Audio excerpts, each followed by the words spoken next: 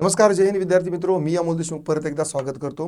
मागच्या व्हिडिओमध्ये आपण पाहिलेलं आहे की रीडिंग कॉम्प्रिहेन्शन सॉल्व्ह करताना कोणत्या चुका कॉमन विद्यार्थ्यांकडून होतात त्या कशा टाळायच्या हे आपण मागच्या व्हिडिओमध्ये पाहिलं. आजचा पॉवरफुल व्हिडिओ असणार आहे.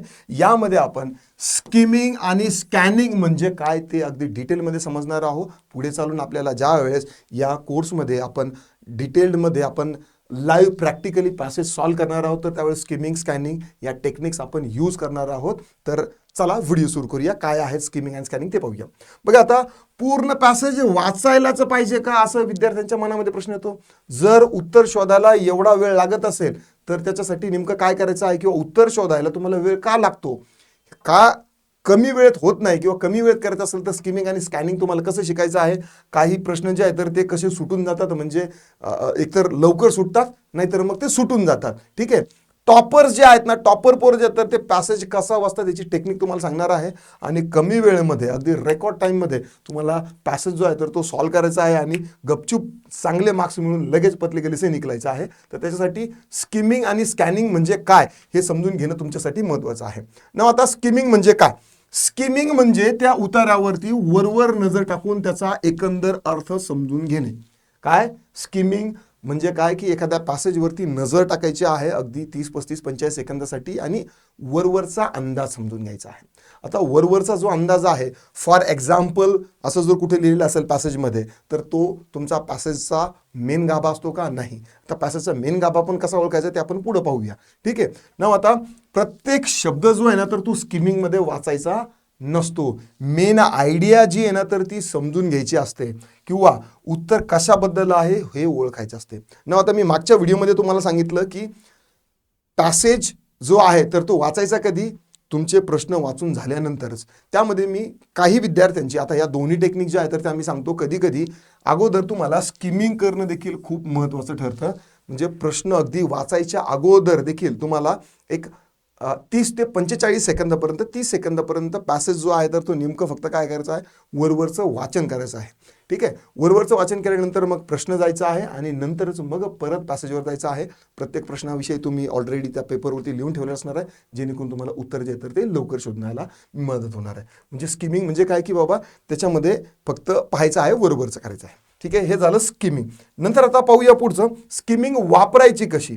स्किमिंग वापरायची तर काय की पॅसेजचा थीम जो आहे तर तो समजण्यासाठी तुम्हाला वापरायचा आहे. म्हणजे पॅसेजमध्ये काही वात्रटिका आहे का, काही इन्फॉर्मेशन आहे का, काही समाज सुधार व्हावा याच्यासाठी काही संकल्पना आहे का, की काही मानवी मनोवृत्तीबद्दल अभ्यासपूर्वक काही बोललेलं आहे, कशा गोष्टीचं वर्णन केलेलं आहे का, काही इंडेक्स आहे त्याची काही माहिती दिलेली आहे का.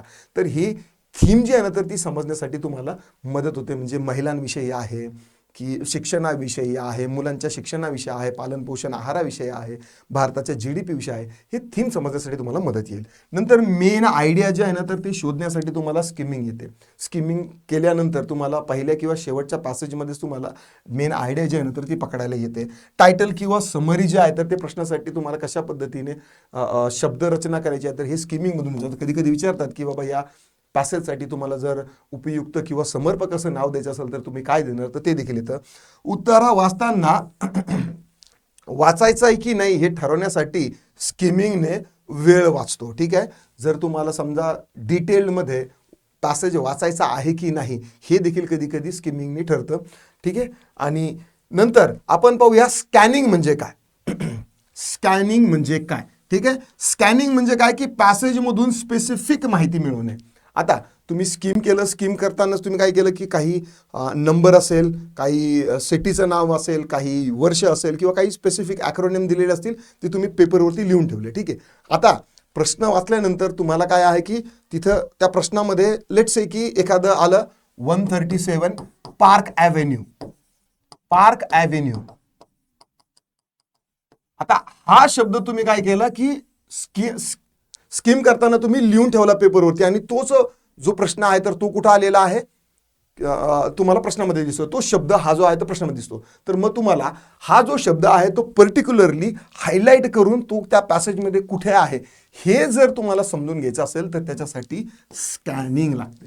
म्हणजे तो काय आहे, स्कॅन करणं. स्कीम करणं म्हणजे ओव्हरऑल वाचणं आणि पर्टिक्युलरली एखाद्या शब्दासाठी तो शोधणं पॅसेजमधून, त्याला म्हणतात स्कॅनिंग. ठीक आहे. यामध्ये काही कधी कधी काय असतं की नाव असतं, तारीख असतात, आकडे असतात, काही रस्त्याचं नाव असतं, सिटी किंवा एखाद्या राज्याचं नाव, जिल्ह्याचं नाव, काहीही तुम्हाला असू शकतं. वेगळी माहिती जी तुम्हाला असं वाटतं की रिलेव्हंट असू शकते ती ओळखायची आणि लिहून ठेवायची. फॅक्ट बेस्ड इन्फॉर्मेशन देखील असते त्यामध्ये. काही GDP बद्दल असेल, काही देशाचे काही आकडे वगैरे असतात ते देखील असतात. आणि यामुळे काय आहे की तुम्हाला डायरेक्ट उत्तर शोधायला जे आहे ना तर ती मदत होते. म्हणजे स्कॅनिंगमध्ये पूर्ण पॅसेज वाचायची गरज पडत नाही.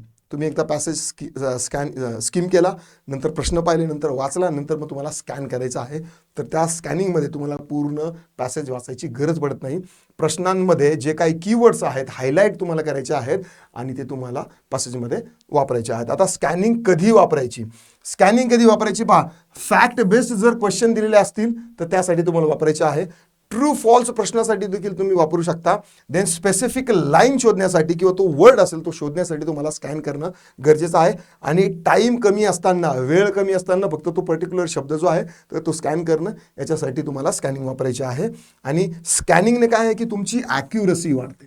ठीक आहे. प्रत्यक्ष ज्यावेळेस मी तुमच्यासोबत आपण 10 मिनिटामध्ये, अगोदर तर 15-15 मिनिटामध्ये लाईव्ह प्रॅक्टिकली आपण पॅसेज सॉल्व्ह करणार आहोत ना, तर या सगळ्या टिप्स अँड टेक्निक्स आणि ट्रिक्स ज्या आहेत तर त्या यूज करणार आहोत तुमची स्पीड आणि ॲक्युरसी वाढवण्यासाठी.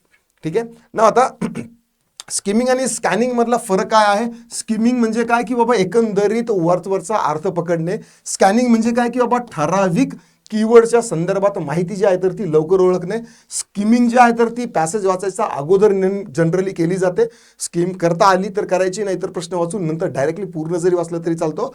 पण स्कॅनिंग जी आहे तर ती तुम्हाला नक्की कामं येते ज्यावेळेस, म्हणजे स्कॅनिंग करावंच लागणार आहे ज्यावेळेस तुम्हाला प्रत्येक प्रश्नाचं उत्तर शोधायचं आहे. लेट्स से 5 प्रश्न आहे. पहिल्या प्रश्नाचं उत्तर तुम्हाला पहिल्या पॅसेजमध्ये म्हणजे पहिल्या पॅराग्राफमध्ये सापडलं, तर दुसऱ्या प्रश्नाचं उत्तर तुम्हाला वाटतं की पहिल्या पॅसेजमध्ये असणार आहे? बिलकुल नाही. दुसरा प्रश्न ज्यावेळेस स्कॅन करायचा आहे तर जिथून तुमचा पहिला पॅराग्राफ संपलेला आहे तिथून पुढे दुसऱ्या पॅराग्राफमध्ये तुमचं दुसरं उत्तर असू शकतं. किंवा 5व्या प्रश्नाचं उत्तर जर 5व्या ह्याच्यात असेल तर तुम्हाला वरतून वाचायची गरज पडत नाही.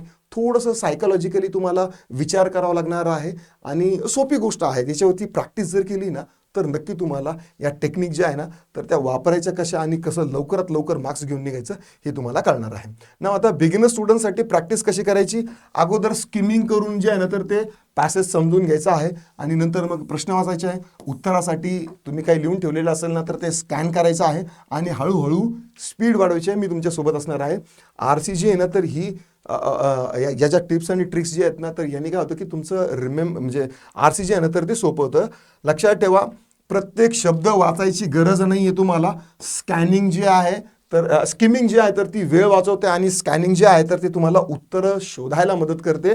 आणि या दोन्ही टेक्निकमुळे हे जे RCG आहे तर ते तुमचं स्कोरिंग होतं. बाकीच्या सगळ्या विषयामध्ये तुम्ही सोसो जरी राहिला तरी चालेल, पण इंग्रजीमध्ये सोसो जर राहिला तर तुम्हाला मार्क्स मिळणार नाही. कारण जे टॉपर जे विद्यार्थी आहेत तर त्यांचा प्रत्येक विषयाचा, म्हणजे इंग्रजीचाच नाही प्रत्येक विषयाचाच त्यांचा अभ्यास टॉप झालेला असतो. फक्त इंग्रजी जे आहे ना तर तो एक मोठा अडसर आहे. हा जर तुम्हाला पार करता आला तर ऑफकोर्स तुमच्या बाकीच्या विषयावरती देखील सिरियसनेस आलेली असणार आहे आणि तुमचा अभ्यास जो आहे तर तो त्या प्रकारचा त्या दर्जेदार पद्धतीने तुम्ही केलेला असणार आहे.